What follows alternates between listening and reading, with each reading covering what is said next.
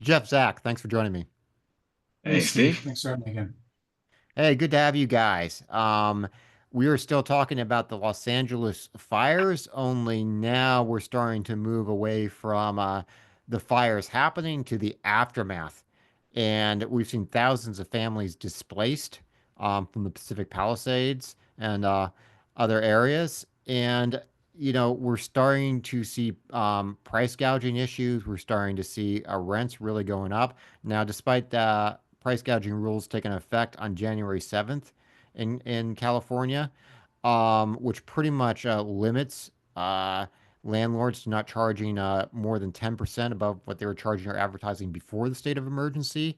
We're seeing realtors saying that it looks like prices are already jumping 20% or higher. And then I would add in that that rule is really around people that were already listing, limiting how much they can increase. I think any way you slice it, um, just with this many new renters hitting the market with a limited supply, future inventory coming online, it's realistically probably going to be quite a bit higher.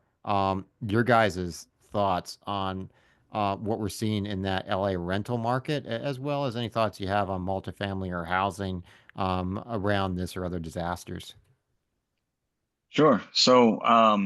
In the short term, price gouging is bad, obviously. Compound that with looting. There's a lot of nefarious people that are really kind of just taking advantage here, and it's a really unfortunate situation. Um, that being said, you have this many people come onto the market. Um, you got a problem. You have demand greatly outstripping supply. So whether landlords are gouging or not, you're going to have other people clambering over each other, outbidding each other to try and get an apartment because there's just not going to be enough supply for everybody. So you're going to naturally see that kind of inflationary pressure on its own. You put a cap on it, now you're going to see people, infighting and trying to win in other ways because you can't charge anyone any more or less than anyone else. So now how do you differentiate between people? Um, so you need some level of solution here. And in another video we talked about Class A apartments being more vacant than they should be. Maybe there's some level of, hey, let's find the vacant units and all this extra space that we have.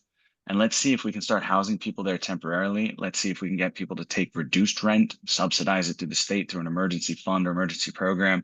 Because there should be enough housing that this shouldn't have to occur at this point. Um, and because like we said at the beginning, price gouging is bad. It's really unfortunate that's occurring at this point. Yeah, I mean, I tend to agree.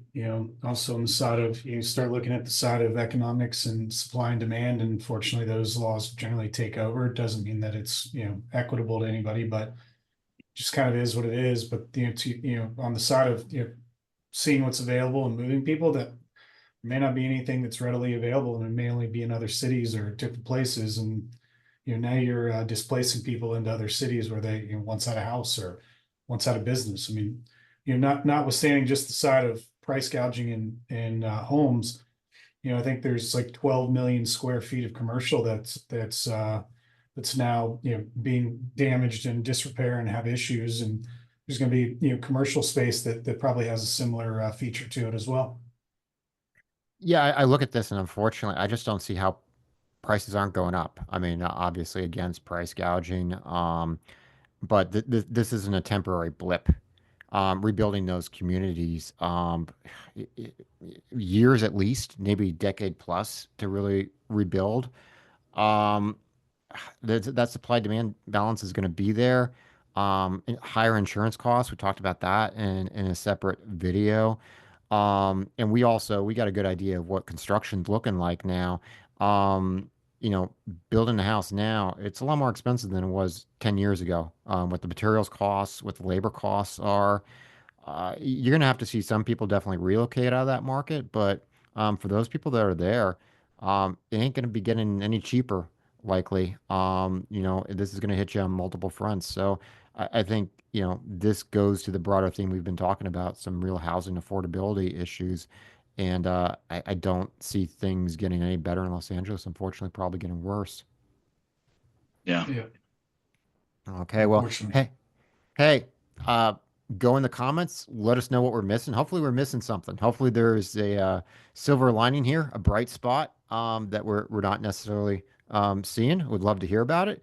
Give us a thumbs up if you like the video. Subscribe if you haven't, and visit our website selectfincap.com. Get on our free newsletter that covers real estate news like this and offers a look at exclusive commercial real estate investment opportunities. Thanks a lot, guys. Thanks, Hey, Steve. thanks, Steve.